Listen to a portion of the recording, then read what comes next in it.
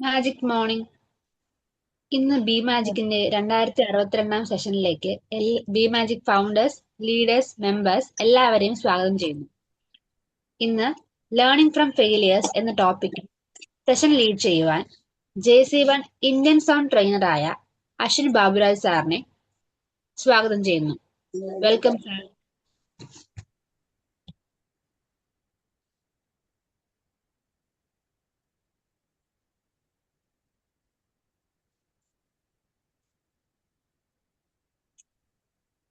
Okay, good morning. കേൾക്കാൻ പറ്റുന്നുണ്ടോ? Yes sir, കേൾക്കാം. കേൾക്കാം. ഓക്കെ ഓക്കെ അപ്പൊ എല്ലാവർക്കും ഒരു ഗുഡ് മോർണിംഗ്. Good morning. അപ്പൊ ഞാൻ പറയാൻ ഉദ്ദേശിക്കുന്നത് നമ്മുടെ നമ്മുടെ ഇന്ത്യയിൽ നടന്നിട്ടുള്ള ചില ബിസിനസ് ഫെയിലിയേഴ്സിനെ പറ്റിയും ആ ബിസിനസ് ഫെയിലിയേഴ്സിന്റെ കാരണങ്ങളെ പറ്റിയുമാണ്. ചില പരാജയങ്ങളിൽ നിന്ന് നമുക്ക് എന്തൊക്കെ കാര്യങ്ങളാണ് നമുക്ക് പഠിക്കാൻ പറ്റുക എന്നുള്ള ചില കാര്യങ്ങളെ പറ്റിയാണ് ഇന്നിവിടെ ഡിസ്കസ് ചെയ്യാൻ വേണ്ടി പോകുന്നത്. പലപ്പോഴും നമ്മൾ പല വിധത്തിലുള്ള ഒരു തയ്യാറെടുപ്പുകളോടുകൂടിയും പല പുതിയ സംരംഭങ്ങളും തുടങ്ങാറുണ്ട്. ആ തുടങ്ങുന്ന പല പുതിയ സംരംഭങ്ങളും ചില സമയങ്ങളിൽ അത് പൂർത്തിയാക്കാൻ പറ്റാതെ അതിൻ്റെ ഇടവഴിയിൽ നമുക്ക് പൂർണ്ണമായിട്ട് അത് ഒഴിവാക്കേണ്ടി വരാറുണ്ട്. എന്തൊക്കെയാണ് അതിൻ്റെ കാരണങ്ങൾ, നമുക്ക് എങ്ങനെ അതിൽ നിന്നും പുറത്ത് കടക്കാൻ സാധിക്കും എന്നുള്ള കാര്യങ്ങൾ ഒന്ന് പറയാം. ഓക്കെ, ഇന്ത്യയിൽ വളരെ പ്രധാനപ്പെട്ട ഒരു ബിസിനസ് ഗ്രൂപ്പായിരുന്നു കിങ്ഫിഷർ ഗ്രൂപ്പ് എന്ന് പറയുന്നത്. ആ കിങ്ഫിഷർ ഗ്രൂപ്പ് മദ്യം, വിമാനങ്ങൾ എന്നിവ എല്ലാം കൂടെ വളരെ നല്ല രീതിയിൽ വളർന്ന് പന്തലിച്ചിട്ടുള്ള ഒരു ബിസിനസ് ഗ്രൂപ്പായിരുന്നു കിങ്ഫിഷർ ഗ്രൂപ്പ്.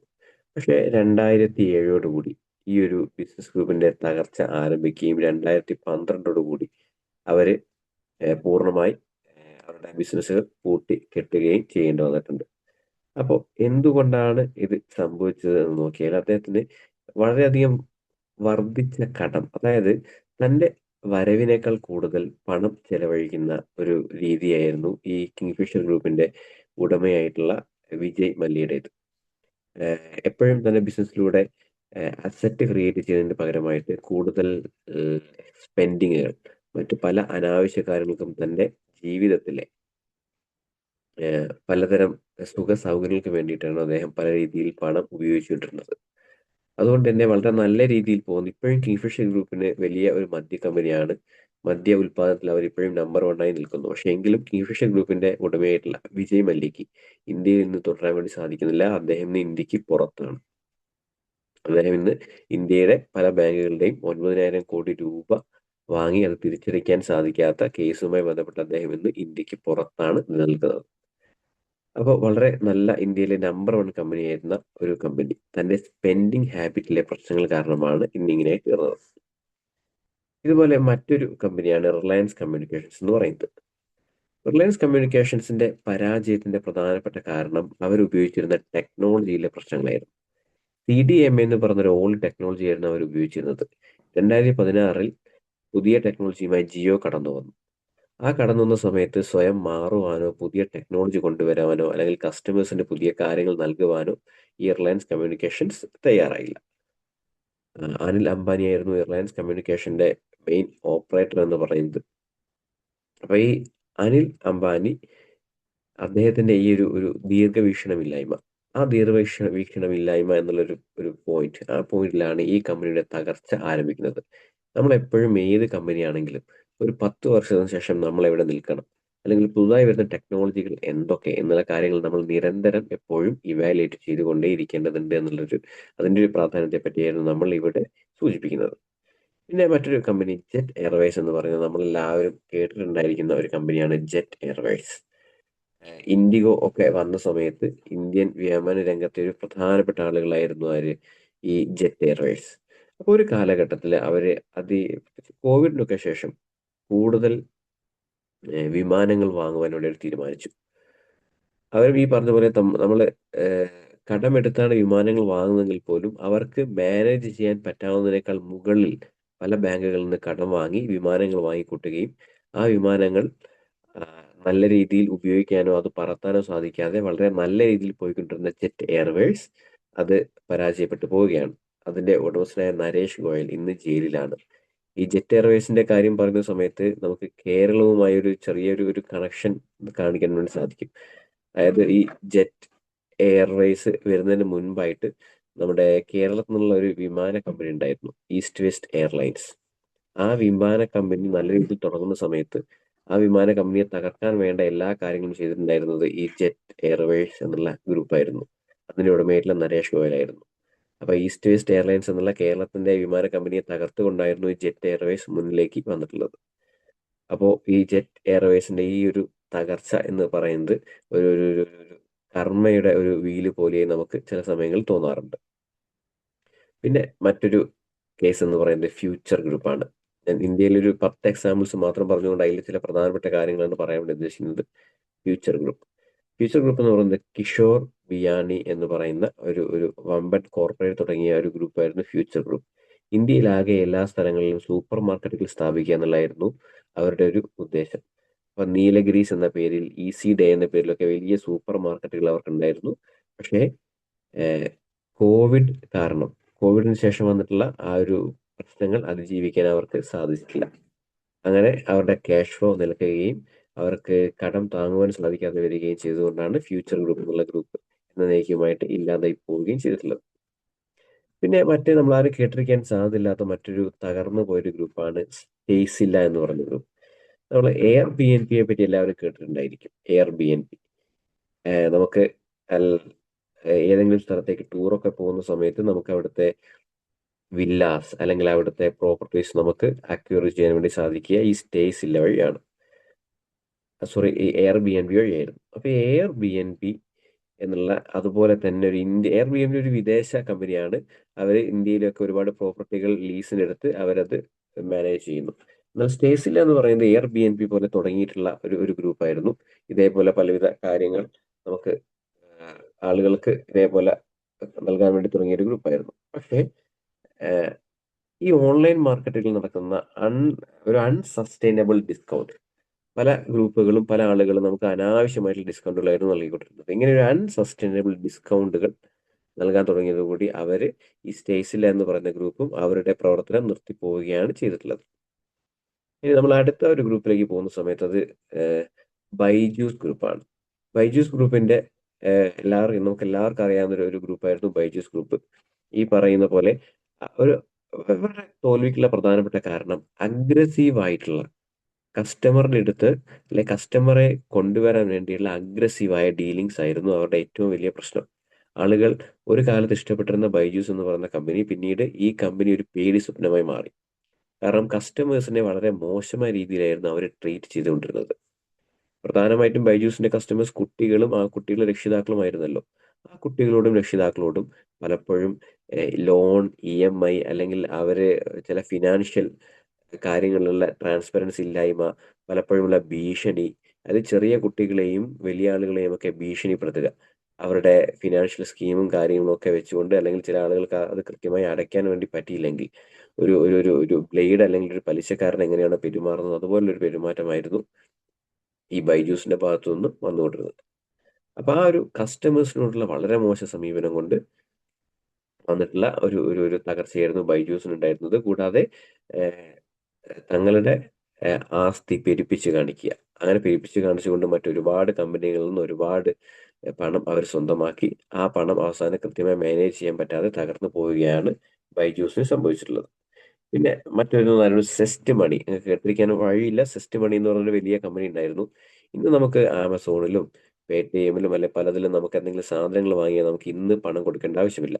ആമസോണിലോ ഫ്ലിപ്കാർട്ടിലോ നമ്മൾ എന്തെങ്കിലും വാങ്ങിയാൽ നമുക്ക് പേ നൗ ബൈ ലേറ്റർ എന്ന് പറയുന്ന ഓപ്ഷൻ അവൈലബിൾ ആണ്. ഒരുപാട് പ്രൈവറ്റ് കമ്പനികൾ ആ ഓപ്ഷൻ നൽകുന്നുണ്ടെങ്കിൽ പോലും ഏറ്റവും ആദ്യം ആ ഒരു ഓപ്ഷൻ നൽകിയിട്ട് സെസ്റ്റ് മണി എന്ന് പറയുന്ന ആ ഒരു കാര്യമായിരുന്നു. അപ്പൊ ഈ സെസ്റ്റ് മണി തകരാനുള്ള കാരണം ആ സമയത്തുള്ള ഏകദേശം ഇതൊരു 2023 നിലനിന്നു. പക്ഷേ 2018-ന്റെയും 2023-ന്റെയും നിന്ന ചില നിയമങ്ങൾ, RBI നിയമങ്ങൾ അല്ലെങ്കിൽ സർക്കാർ നിയമങ്ങൾ കാരണമായിരുന്നു ഈ ഒരു സെസ്റ്റ് മണി തകരാനുള്ള കാരണം. കാരണം GSTയുടെ കടന്നുവരവോടുകൂടി ഒട്ടനവധി നിയമ പ്രശ്നങ്ങൾ ഉണ്ടാവുകയും ആ നിയമ പ്രശ്നങ്ങൾ കൃത്യമായി അതിജീവിക്കാൻ സെസ്റ്റ് മണിക്ക് സാധിച്ചില്ല. അപ്പൊ ആ ഒരു നിയമപ്രശ്നങ്ങൾ, RBI ഗൈഡ് ലൈൻസ് കാരണം അല്ലെങ്കിൽ ഗവൺമെന്റ് റെഗുലേഷൻസ് കാരണം തകർന്നു പോയിട്ടൊരു കമ്പനിയായിരുന്നു ഈ സെസ്റ്റ് മണി എന്ന് പറയുന്നത്. ഓക്കെ, പിന്നെ മറ്റൊന്നാണ് ഹൈക്ക് മെസ്സഞ്ചർ. പലപ്പോഴും പലരും ഉപയോഗിച്ചിട്ടുള്ള സാധനമാണ് ഹൈക്ക് മെസ്സഞ്ചർ.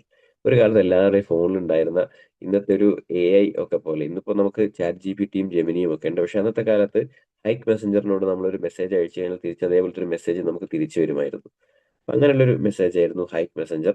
പക്ഷെ അവർക്കും കാലത്തിനനുസരിച്ച് മാറുവാനോ അല്ലെങ്കിൽ പുതിയ പുതിയ ആളുകളെ തങ്ങളിലേക്ക് കൊണ്ടുവരുവാനോ ഈ ഹൈക്ക് മെസ്സഞ്ചേഴ്സിന് സാധിച്ചിരുന്നില്ല. അപ്പൊ അങ്ങനെ പിന്നെ വാട്സപ്പ് എന്ന് പറയുന്ന ആ ഒരു സംവിധാനം, വാട്സപ്പ് സംവിധാനം വളരെ എഫക്റ്റീവായി പോവുകയും ഹൈക്ക് മെസ്സഞ്ചേഴ്സ് പതുക്കെ പതുക്കെ പതുക്കെ അത് കാലക്രമേണ കാലഹരണപ്പെട്ടു പോവുകയുമാണ് സംഭവിച്ചിട്ടുള്ളത്. പിന്നെ ഏറ്റവും അവസാനത്തെ ഒരു എക്സാമ്പിൾ എന്ന് പറയുന്നത് നോക്കിയാണ്. നോക്കിയ നോക്കിയ എന്ന് പറയുന്നത് നമ്മളെല്ലാവരും ഒരു കാലത്ത് ഉപയോഗിച്ചിരുന്ന എല്ലാവരുടെയും ഐക്കോണിക് ആയിട്ടുള്ള ഒരു കാര്യമായിരുന്നു നോക്കിയ എന്ന് പറയുന്നത്. അപ്പൊ ഈ നോക്കിയ എന്ന് പറയുന്ന മോഡൽ സാംസങ് വന്നു. സാംസങ് വന്നപ്പോൾ ആൻഡ്രോയിഡ് എന്ന് പറഞ്ഞ സോഫ്റ്റ്വെയർ കൊണ്ടുവന്നു. അപ്പൊ ആൻഡ്രോയിഡ് എന്ന് പറഞ്ഞ സോഫ്റ്റ്വെയർ ഏറ്റവും ആദ്യം ഗൂഗിൾ സമീപിച്ചത് നോക്കിയയുടെ ആയിരുന്നു. ഇത് നല്ലൊരു സോഫ്റ്റ്വെയർ ആണ്, ഇത് നിങ്ങളുടെ ഫോണുകൾ ഉപയോഗിക്കണമെന്ന് ഈ ഗൂഗിൾ നോക്കിയ ഫോണിനോട് അഭ്യർത്ഥിച്ചു. പക്ഷേ വളരെ നിഷ്കരണം അഹങ്കാരത്തോടു കൂടി അതിനെ തള്ളിക്കളയാണ് നോക്കിയ ചെയ്തത്. കാരണം ഞങ്ങൾക്ക് സ്വന്തമായി ഫോണുകൾ നിർമ്മിക്കാൻ അറിയാം, ഞങ്ങളാണ് ഏറ്റവും നല്ല മികച്ച ഫോണുകൾ നിർമ്മിക്കുന്നത്, സോ നിങ്ങളുടെ സോഫ്റ്റ്വെയർ ഞങ്ങൾക്ക് വേണ്ട, ഞങ്ങൾക്ക് സ്വന്തമായിട്ടൊരു സോഫ്റ്റ്വെയർ ഉണ്ട് എന്നുള്ള ഒരു കാര്യം പറഞ്ഞുകൊണ്ട് തള്ളിക്കളയുകയാണ് ചെയ്തത്. അങ്ങനെയാണ് പിന്നീട് ഈ ഗൂഗിൾ സാംസങ്ങിന്റെ അടുത്ത് പോവുകയും സാംസങ്ങുമായുള്ള ടൈപ്പിൽ സാംസങ് ഈ ആൻഡ്രോയിഡ് ഫോണുകൾ നിർമ്മിക്കുകയും ചെയ്തത്. അതൊരു വലിയ ഹിറ്റ് ആവുകയും 2012-13 ശേഷം നോക്കിയ ഫോണുകൾ പതുക്കെ ഇല്ലാതാവുകയും പകരം സാംസങ് ഫോണുകൾ മുന്നോട്ട് വരികയും ചെയ്തു. പിന്നെ സാംസങ്ങിന് ശേഷമാണ് മറ്റു പല ഫോണുകളും ഈ ഗൂഗിൾ ആൻഡ്രോയിഡ് ഓപ്പറേറ്റിംഗ് സിസ്റ്റം സ്വന്തമാക്കുന്നത്. അപ്പോൾ ഇതിൽ ഏറ്റവും നല്ലൊരു എക്സാമ്പിൾ ആണിത്. നമ്മൾ എപ്പോഴും അപ്ഡേറ്റഡ് ആയിരിക്കണം എന്നുള്ളത്. ചിലപ്പോൾ ചില കാര്യങ്ങൾ നമ്മളെക്കാൾ നന്നായി നമ്മുടെ പിന്നാലെ വരുന്നവർക്ക് അല്ലെങ്കിൽ ഉയർന്നു വരുന്നവർക്ക് മനസ്സിലാക്കാനും അറിയാനും സാധിക്കും. സോ അവരിൽ നിന്നും പുതിയ കാര്യങ്ങൾ നമ്മൾ അപ്ഡേറ്റഡ് ആയി വാങ്ങിയില്ലെങ്കിൽ ഒരു കാലത്ത് നമ്മൾ തകർന്നു പോകുമെന്നുള്ളത് നമ്മൾ ഓർക്കണം. ഇതിന്റെ കൂടെ തന്നെ പറയേണ്ട ഒരു കാര്യമാണ് കൊട്ടാക് എന്ന് പറയുന്ന ഫിലിം കമ്പനിയുടെ കാര്യം. ഒരു കാലത്ത് നോക്കിയ എങ്ങനെയായിരുന്നു അതുപോലെ തന്നെ ഉണ്ടായിരുന്ന ഒരു കമ്പനിയായിരുന്നു കൊട്ടാക് ഫിലിം കമ്പനി. അന്ന് ഫിലിം ഇടുന്ന ക്യാമറയെ അപേക്ഷിച്ചുകൊണ്ട് ഡിജിറ്റൽ ക്യാമറകൾ പുറത്തിറങ്ങി. ഡിജിറ്റൽ ക്യാമറകൾ നിർമ്മിക്കാനുള്ള ഏറ്റവും ഏറ്റവും ആദ്യത്തെ ഡിജിറ്റൽ ക്യാമറ നിർമ്മിച്ചതും കൊട്ടാക് കമ്പനിയാണ്. പക്ഷേ ആ ഡിജിറ്റൽ ക്യാമറ നിർമ്മിച്ച സമയത്ത് അവർക്കൊരു റീതിങ്ക് ഉണ്ടായി. ഞങ്ങൾ ഡിജിറ്റൽ ക്യാമറ നിർമ്മിച്ചു കഴിഞ്ഞാൽ തീർച്ചയായിട്ടും ഫിലിമിന്റെ ആവശ്യം കുറയും. അപ്പോൾ അങ്ങനെ വേണ്ട. അപ്പൊ അതുകൊണ്ട് ഡിജിറ്റൽ ക്യാമറ നമ്മൾ കണ്ടുപിടിച്ചു. അപ്പോൾ അതുകൊണ്ട് നമ്മൾക്കത് പുറത്തേക്ക് ഇറക്കണ്ട, നമുക്കത് രഹസ്യമാക്കി വെക്കാം എന്നുള്ള ധാരണയിൽ കൊഡാക് കമ്പനി അവരുടെ ഡിജിറ്റൽ ക്യാമറ പുറത്തിറക്കിയില്ല. പക്ഷേ ഇൻ ദ മീൻ ടൈം മറ്റ് കമ്പനികൾ അതേപോലെ ഡിജിറ്റൽ ക്യാമറകൾ പുറത്തിറക്കുകയും കാലക്രമേണ ഈ ഫിലിം റോഡുകളുടെ ബിസിനസ് കുറഞ്ഞു കുറഞ്ഞു കുറഞ്ഞു വന്ന് കൊഡാക് കമ്പനി ഇന്ന് തിരശ്ശീലയിൽ മറഞ്ഞു പോവുകയും ചെയ്തു. എപ്പോഴും നമ്മൾ അപ്ഡേറ്റഡ് ആവുക, അപ്ഡേഷൻ എന്നുള്ള കാര്യത്തിനെ പറ്റിയാണ് ഈ ഒരു കമ്പനി ഫാൾ ഡൗണിൽ നമ്മൾ നോക്കുന്നത്. നമ്മൾ ഇത്രയും പറഞ്ഞ കാര്യങ്ങളിലെ ചില കോമൺ തീമുകൾ നോക്കാം. ഒന്ന് എന്ന് പറഞ്ഞാൽ നമ്മൾ വർദ്ധിച്ചു വരുന്ന കടമാണ്. നമ്മൾ കുറച്ചൊന്ന് എന്നെ സോർട്ട് ഔട്ട് ചെയ്യുന്ന സമയത്ത് വർദ്ധിച്ചു വരുന്ന കടം. അതായത് നമ്മളൊരു കമ്പനി നടത്തുന്ന സമയത്ത് നമുക്ക് ആ കടം എന്തായാലും ഉണ്ടാവും. കാരണം പലതരം ബിസിനസ് നടത്തുന്നവർ ഈ ഗ്രൂപ്പിൽ ഉണ്ടായിരിക്കും. ഉറപ്പായിട്ടും നമുക്ക് പലതരം ലോണുകൾ ഉണ്ടാവും, കടങ്ങൾ ഉണ്ടാവും. പക്ഷേ അതെപ്പോഴും നമുക്ക് മാനേജ് ചെയ്യാൻ പറ്റുന്ന സൈസിലായിരിക്കണം. ഒരിക്കലും ഡെപ്റ്റ് ഓവർലോഡ് അല്ലെങ്കിൽ ആ കടങ്ങളുടെ ഒരു ഓവർലോഡ് നമുക്ക് ഉണ്ടാകാൻ വേണ്ടി സാധിക്കുക അല്ലെ പാടില്ല എന്നുള്ളതാണ്. പിന്നെ മറ്റൊരു കാര്യം നമ്മൾ ഈ ബിസിനസ്സുകളിലെ അക്വസിഷൻസ് ആണ്. നമ്മളിപ്പോൾ ചില പുതിയ കമ്പനികളെയോ അല്ലെങ്കിൽ പുതിയ കാര്യങ്ങളോ നമ്മൾ ഏറ്റെടുക്കുന്നു, അല്ലെങ്കിൽ പുതിയ ബിസിനസ്സുകൾ ഏറ്റെടുക്കുന്നു, അല്ലെങ്കിൽ നമ്മുടെ ബിസിനസ് റൺ ചെയ്യുമ്പോൾ തന്നെ മസ്റ്റ് ബിസിനസ്സിലേക്ക് നമ്മൾ ശ്രദ്ധ കേന്ദ്രീകരിക്കുന്നു.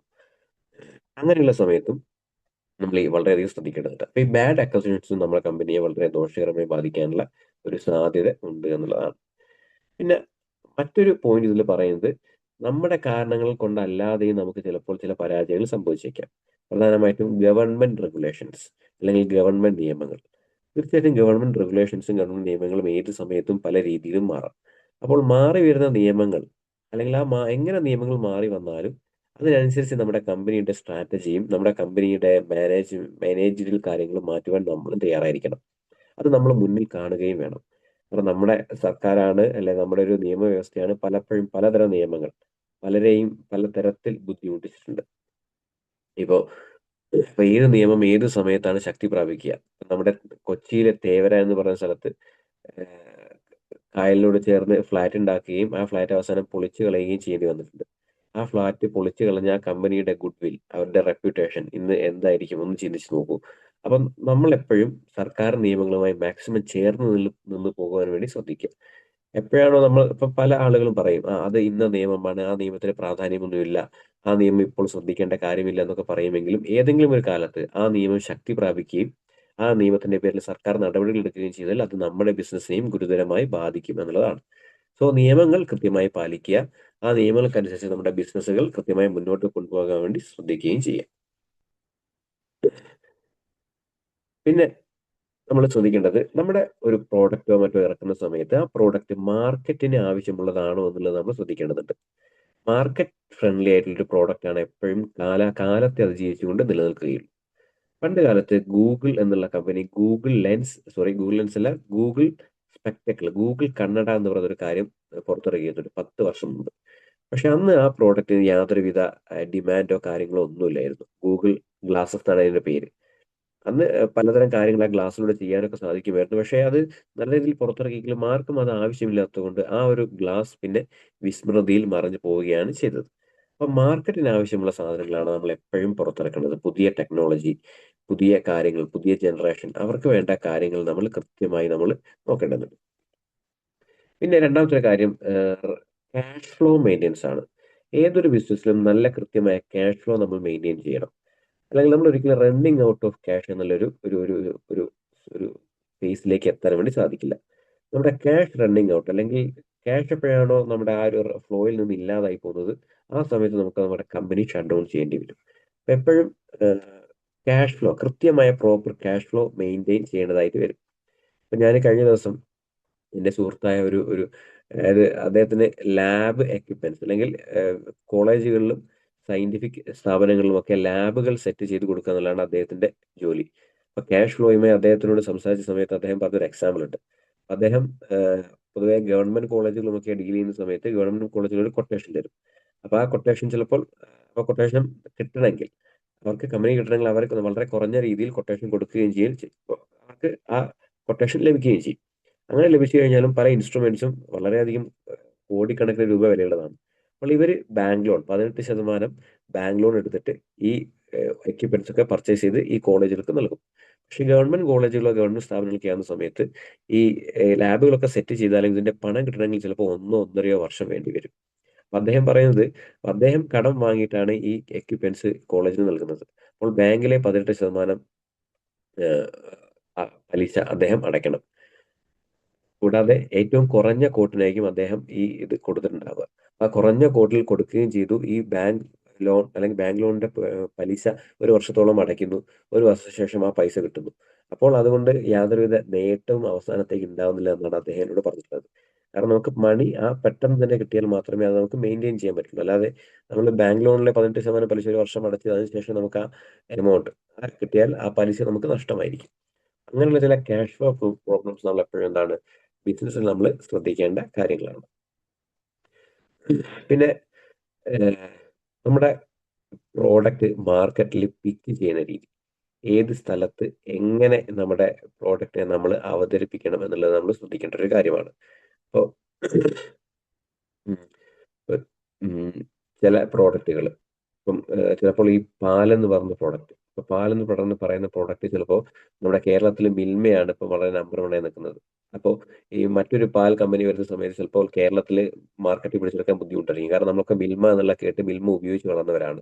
അപ്പോൾ മറ്റൊരു കമ്പനി, അല്ല മറ്റേത് നല്ല കമ്പനി ആണെങ്കിൽ പോലും നമ്മൾ അതിനെ കൊണ്ടുവരുന്ന സമയത്ത് തന്നെ കൃത്യമായി മാർക്കറ്റ് ചെയ്ത് കൃത്യമായി ഇപ്പോഴുള്ള ഏറ്റവും മെയിൻ പ്ലേയേഴ്സ് ആരാണോ അവരുടെ മുകളിൽ പിച്ച് ചെയ്ത് കൊണ്ടുവരാനുള്ള രീതിയിലുള്ള മാർക്കറ്റിങ്ങും കാര്യങ്ങളും കൊടുത്തുകൊണ്ട് മാത്രമേ നമ്മൾ എപ്പോഴും പുതിയൊരു പ്രോഡക്റ്റ് നമ്മൾ വിപണിയിൽ ഇറക്കുവാൻ വേണ്ടി സാധിക്കുകയുള്ളൂ.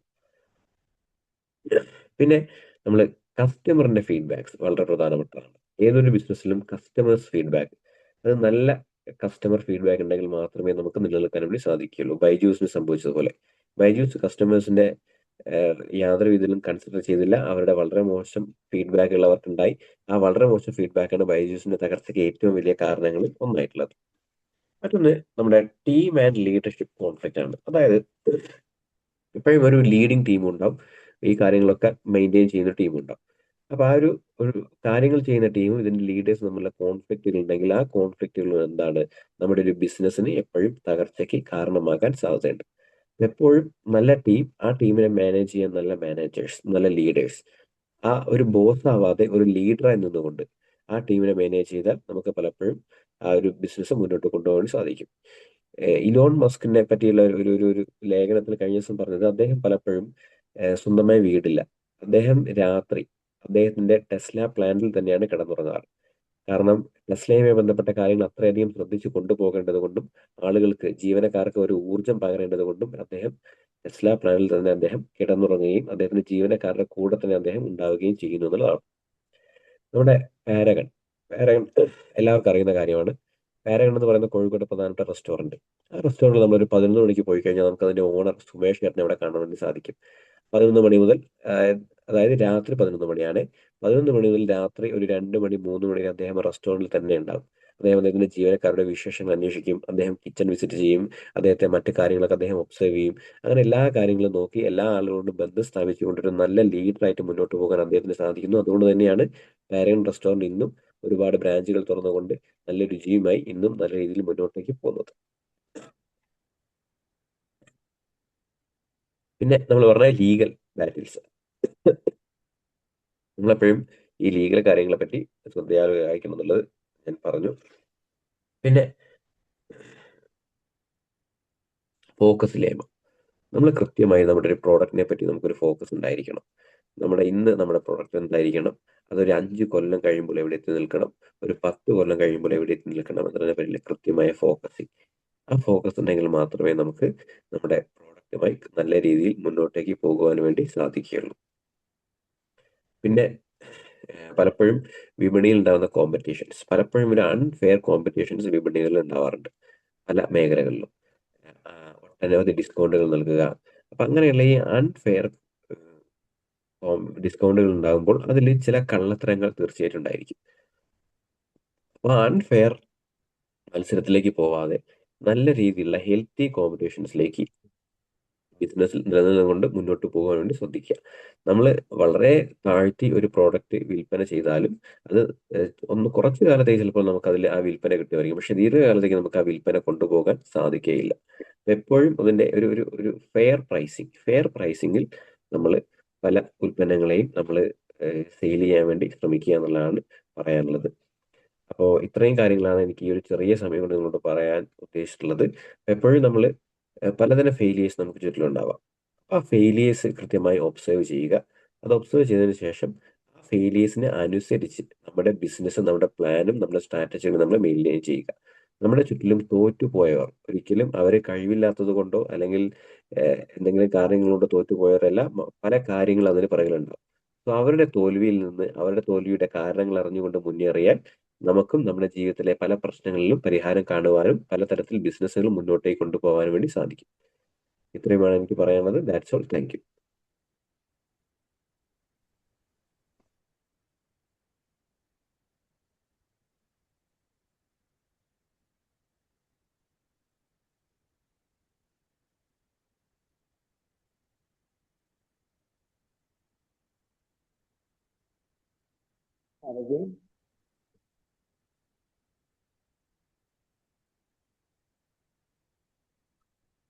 Okay, thank you sir. Aarathi ഇല്ലേ? ആ, thank you sir. Aarathi hello, മ്യൂട്ടായിട്ട് ആ, മാറ്റാൻ പറയുന്നു. ഫീഡ്ബാക്സ് വളരെ ക്ലാസ് ആയിരുന്നു. ഫീഡ്ബാക്സ് നൽകി എല്ലാവരെയും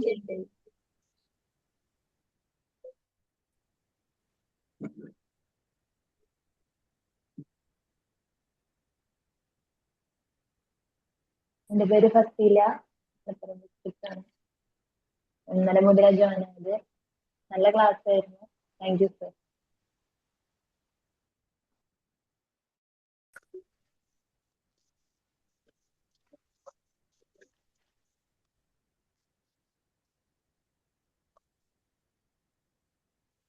പുതിയതായിട്ട് വന്നവരൊക്കെ ഒന്ന് ഫീഡ്ബാക്ക്.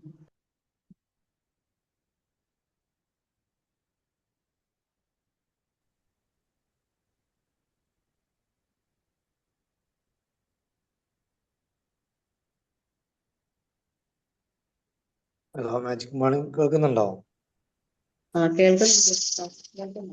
വളരെ നല്ലൊരു ക്ലാസ് ആയിരുന്നു. ബിസിനസ്സുകാർക്കും ബിസിനസ് തുടങ്ങാൻ ആഗ്രഹിക്കുന്നവർക്കൊക്കെ പ്രചോദനമായിട്ടുള്ളൊരു ക്ലാസ്. നമ്മള് നോക്കിയയുടെയും അതുപോലെ തന്നെ ഈ ഹിന്ദുസ്ഥാൻ മോട്ടോഴ്സ് അംബാസിഡറുടെയും കഥകളെ കൂടുതലും കേട്ടിട്ടുള്ളൂ. ഈ രണ്ട് കഥകളെ നമ്മൾ പല ക്ലാസ്സുകളിലും അതുപോലെ പല മോട്ടിവേഷൻ ആളുകളൊക്കെ പറഞ്ഞേ കേട്ടുള്ളൂ. ഒരുപാട് ആളുകളുടെ ബിസിനസ് പൊട്ടിയതിന്റെ കാര്യങ്ങൾ പലതും ആണെന്ന് മനസ്സിലായി. അതൊക്കെ നമ്മൾ ജീവിതത്തിൽ അവോയ്ഡ് ചെയ്യേണ്ട കാര്യങ്ങളൊക്കെ അവോയ്ഡ് ചെയ്ത് മുന്നോട്ട് പോയാൽ വളരെ നല്ലത്. ചെറുതോ വലുതുമായിട്ടുള്ള എല്ലാ ബിസിനസ്സുകളും ഇന്നത്തെ കാലത്തിനകത്ത് അപ്ഡേറ്റ് ചെയ്ത് മുന്നോട്ട് പോയാൽ വിജയിക്കുന്നുള്ള ഒരു സന്ദേശം സാർ തന്നു. വളരെ നല്ലൊരു ക്ലാസ് ആയിരുന്നു. ഇനിയും ഇതുപോലുള്ള ക്ലാസ്സുകൾ തീർക്കുന്നു. Thank you sir.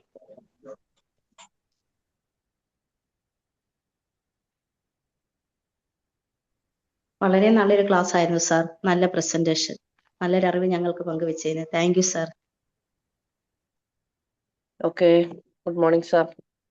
തീർച്ചയായിട്ടും പറഞ്ഞതുപോലെ ബിസിനസ് ചെയ്യുന്നവർക്കും ചെയ്യാൻ തുടങ്ങുന്നവർക്കും എന്തൊക്കെ കാര്യങ്ങളാണ് ശ്രദ്ധിക്കേണ്ടത്, അല്ലെങ്കിൽ എങ്ങനെ അവരുടെ ബിസിനസ് നന്നായിട്ട് മുന്നോട്ട് കൊണ്ടുപോകാം എന്ന് സാറ് നിരവധി ഇന്ത്യയിലെ എക്സാമ്പിൾ വെച്ച് പറഞ്ഞു തന്നു.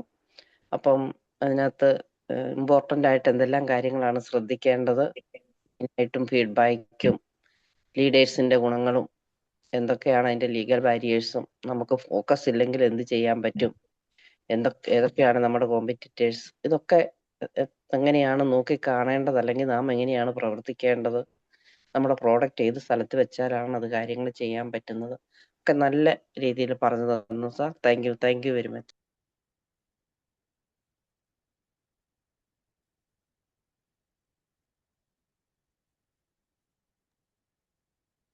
സർ, മാജിക് മോർണിംഗ് നല്ലൊരു സെഷൻ ആയിരുന്നു.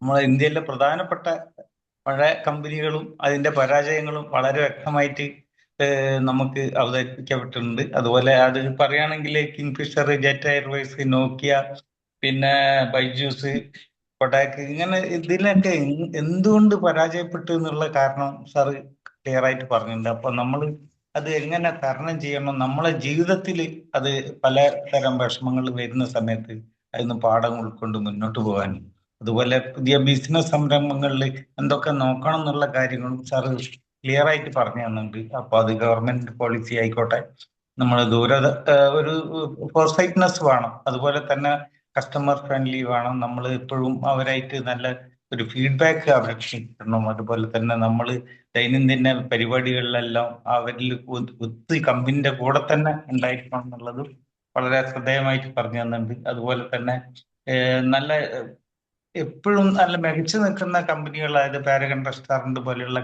കാര്യങ്ങളിലും എക്സാമ്പിളിലൂടെ നല്ല രീതിയിൽ എന്തുകൊണ്ട് അവർ മുന്നേറി, അല്ലെങ്കിൽ അവരെ വിജയത്തിന്റെ രഹസ്യം എന്താണെന്നുള്ളത് സാറ് വളരെ നീറ്റായിട്ടാണ് നമ്മൾ പറഞ്ഞു തന്നത്.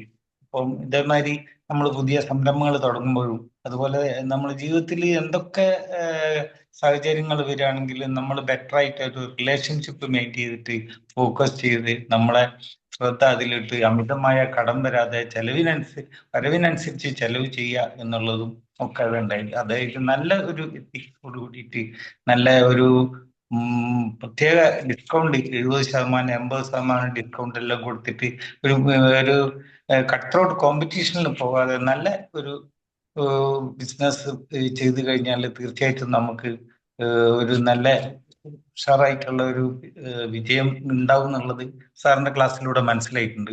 നല്ല ക്ലാസ് ആയിരുന്നു sir. Thank you very much. Magic morning sir, നല്ലൊരു ടോപ്പിക് ആയിരുന്നു ഇന്നത്തെ. ഞാനൊരു ബിസിനസ്സുകാരനാണ്, അതുകൊണ്ട് പ്രത്യേകിച്ച് എനിക്ക് ഇതൊരു എനർജിയാണ്. സാർ പറഞ്ഞ ഇപ്പൊ ഈ നെഗറ്റീവുകൾ, നമുക്ക് ഇപ്പൊ പറഞ്ഞിട്ടുള്ള നെഗറ്റീവുകൾ ഒന്ന് മനസ്സിലാക്കിയിരിക്കുക എന്നുള്ളതാണ് ഒരു ബിസിനസ്സുകാരന്റെ ഏറ്റവും വലിയ ഒരു പ്ലസ് ആയിട്ട് എനിക്ക് തോന്നുന്നത്. കാരണം പലപ്പോഴും ഇതുപോലുള്ള കാര്യങ്ങളിലേക്ക് ശ്രദ്ധ പോവാത്തത് കൊണ്ടാണ് അവര് പൊട്ടിപ്പോകുന്നത്. പലപ്പോഴും ഇപ്പോൾ ഗവൺമെന്റിന്റെ കാര്യങ്ങൾ പറഞ്ഞിട്ടുണ്ട്, അതിൽ ശ്രദ്ധിക്കാതെ നമ്മൾ പോകുമ്പോൾ ഓരോ പരാജയങ്ങൾ പറ്റുന്നുണ്ട്. അതുപോലെ എപ്പോഴും നമുക്ക് വരവിനനുസരിച്ചുള്ള ചെലവാണോ എന്നുള്ളത് അത് നോട്ട് ചെയ്യാൻ പറ്റാത്ത സാഹചര്യങ്ങളാണ്. അപ്പൊ എന്നെ സംബന്ധിച്ച് എനിക്കുണ്ടായിരുന്ന ഒരു വിഷയം എന്നുള്ളത്, നമുക്ക് വർക്കുകൾ കഴിഞ്ഞു കഴിഞ്ഞാൽ ആ പണം തിരിച്ചു മേടിക്കാനുള്ള ഒരു സമയം ഉണ്ടാവാതെ പോവാന്നുള്ളതാണ്. അപ്പൊ അത് ഞാനൊരു ബുക്ക് 90 Days എന്ന് പറഞ്ഞിട്ടുള്ള ടു ലൈഫ് എന്ന് പറഞ്ഞിട്ടുള്ള ബുക്കിൽ ഞാൻ വായിച്ചപ്പോൾ മനസ്സിലാക്കിയ ഒരു സംഭവം അതാണ്. പലപ്പോഴും അപ്പൊ അത് കളക്ട് ചെയ്യാൻ തന്നെ ഇരുന്നാൽ പോലും നല്ലൊരു ശതമാനം വിജയം ഉണ്ടാക്കിയെടുക്കാൻ പറ്റും. അതൊരു ഭാഗമാണ്. അതേപോലെ തന്നെ അക്കൗണ്ടിങ്ങിന്റെ കുറവുകൾ എന്ന് പറയുമ്പോൾ അതിന് ഫണ്ട് മാറ്റി വെക്കണ്ടേ അല്ലെങ്കിൽ വർക്കേഴ്സിനെ വെക്കണ്ടേ എന്നുള്ള നിലയ്ക്ക് അതിലേക്ക് കൂടുതൽ ശ്രദ്ധ കൊടുക്കാതെ വരുമ്പോൾ നമ്മുടെ ലോസ് അറിയാൻ പറ്റുന്നില്ല, എവിടെയാണ് നമുക്ക് പാകപ്പിഴവുകൾ വരാന്ന് പറയാൻ പറ്റുന്നില്ല. അപ്പൊ അതുകൊണ്ടൊക്കെ ആണ് ഒരു ബിസിനസ് പാളിപ്പോകുന്നത്. പിന്നെ സാറ് പറഞ്ഞ പോലെ ധൂർത്ത് വലിയൊരു സംഭവമാണ്. നമ്മുടെ വരവിനനുസരിച്ചല്ലാതെ നമ്മൾ ചെലവിലേക്ക് പോകുമ്പോൾ അത് അറിഞ്ഞാൽ മതി, അത് അറിയുന്നില്ലെങ്കിൽ നമ്മൾ അത് പാപ്പരായി പോവാന്നുള്ളതാണ്. അപ്പൊ കുറെ പോയിന്റുകൾ പറഞ്ഞിട്ടുണ്ട്. ഓരോ കമ്പനികളെ എടുത്ത് പറയുമ്പോൾ ഓരോ ഭാഗങ്ങളാണ്, ഏതൊക്കെ നിലയിലൂടെ നമുക്ക് ബിസിനസ്സിന് തകർച്ച ഉണ്ടാവാന്നുള്ളത്. ഒരു ബിസിനസ്സുകാരൻ തുടങ്ങുമ്പോൾ അറിഞ്ഞിരിക്കേണ്ട കാര്യങ്ങളാണ് സാർ പറഞ്ഞു പോയത്. അതേപോലെ തന്നെ ഒരു ബിസിനസ് പകുതി വഴിയിൽ നിൽക്കുന്ന ആളുകൾക്ക് അങ്ങോട്ട് ഒരു മൂവ്മെന്റ് ഇല്ലെങ്കിൽ എവിടെയാണ് പിഴച്ചതെന്ന് അറിയാനുള്ള ഒരു പോയിന്റുകളാണ് സാർ ഇന്ന് കൊടുത്തത്. വലിയ അറിവുകളാണ് തന്നത്. വളരെയധികം സന്തോഷം. Thank you sir.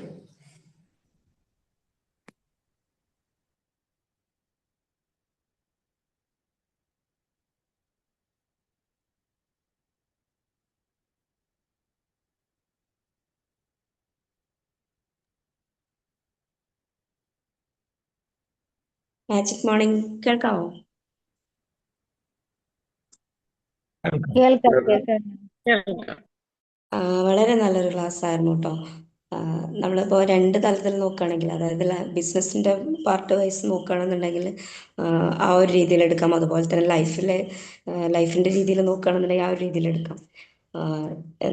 നല്ല രീതിയിൽ തന്നെ അവതരിപ്പിച്ചു. Thank you sir, thank you so much.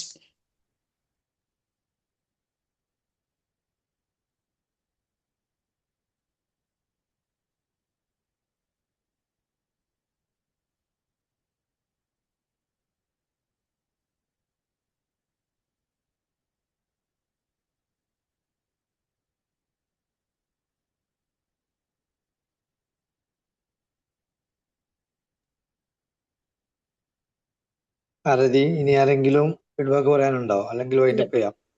സാറേ, പുതിയതായിട്ട് വന്നവര് കുറെ പേരുണ്ടല്ലോ സാർ, പുതിയതായിട്ട് വന്നവരുണ്ടല്ലോ. അവരെ പരിചയപ്പെടുത്തട്ടെ. അതെ, നല്ല ഫീഡ്ബാക്ക് പറഞ്ഞു. അതെ. സാജിദ മാം ഒക്കെ ഉണ്ടല്ലോ, ഒരു ഫീഡ്ബാക്ക് ഉണ്ടെങ്കിൽ ഫീഡ്ബാക്ക് പറഞ്ഞു. ആരതി വിളിക്കുമല്ലോ. പുതിയ മെമ്പേഴ്സ് പരിചയപ്പെടുത്തൂ.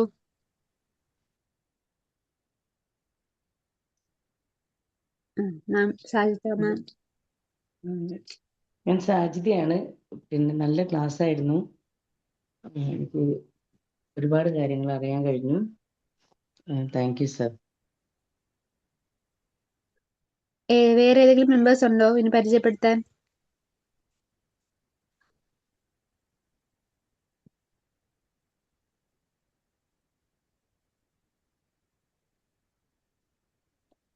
ഓക്കെ, അപ്പോൾ ഇന്നത്തെ ക്ലാസ് വളരെ നല്ലൊരു ക്ലാസ് ആയിരുന്നു. നമുക്കിപ്പോ എങ്ങനെയാണ് ഇന്ത്യയിലെ ടോപ്പ് ലീഡിംഗ് കമ്പനീസ് ആയിരുന്നത്, എങ്ങനെ പരാജയപ്പെട്ടു നമുക്ക് മനസ്സിലാക്കാൻ പറ്റി. നമ്മളൊരു ബിസിനസ് ചെയ്യുമ്പോൾ നമുക്കത് എങ്ങനെ ഒഴിവാക്കിയാൽ നമുക്ക് സക്സസിലേക്ക് എത്താമെന്നുള്ള കാര്യം സാർ വളരെ ലളിതമായ രീതിയിൽ നമുക്ക് പറഞ്ഞു തന്നു. നല്ലൊരു വേ ഓഫ് പ്രസന്റേഷൻ ആയിരുന്നു സാർ ചെയ്തത്. സാറിൽ നിന്ന് ഇനി ഇതേപോലുള്ള ക്ലാസ്സുകൾ പ്രതീക്ഷിക്കുന്നു. Thank you sir. അത് മാത്രമല്ല, ഈ സെഷനിൽ പങ്കെടുത്ത എല്ലാവർക്കും thank you. Thank you all. Thank U Ashwin sir. Thank you all. Thank U അച്ഛൻ സാർ.